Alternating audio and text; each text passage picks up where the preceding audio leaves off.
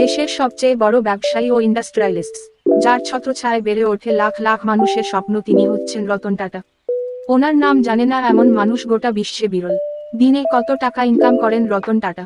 তবে অবাক করা বিষয় হলো যে, এত বড় ব্যবসার কর্ণধার হওয়া সত্ত্বেও বিশ্বের সেরা ধনীদের তালিকায় খুঁজে পাওয়া যায় না তার নাম। বিশ্ব তো দূরে থাক, ভারতীয় সেরা ধনীদের তালিকাতেও প্রথম 100-তে নেই রতন টাটার নাম।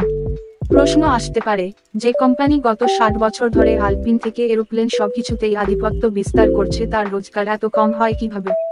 আসলে সন্সের ইকুইটির 66% সোজাসুজি টাটা ট্রাস্টের হাতে রয়েছে। টাটা অ্যান্ড সন্সের লভ্যাংশ সরাসরি জমা হয় এই ট্রাস্টের অ্যাকাউন্টে।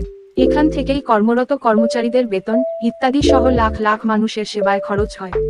উল্লেখযোগ্য বিষয়, এই টাকা শুধু ভারতেই নয়, অনুদান হিসেবে চলে যায় বিভিন্ন আন্তর্জাতিক সংস্থার কাছেও। এমতাবস্থায় প্রশ্ন আসতে পারে, তাহলে রতন টাটার ব্যক্তিগতভাবে রোজগার কত?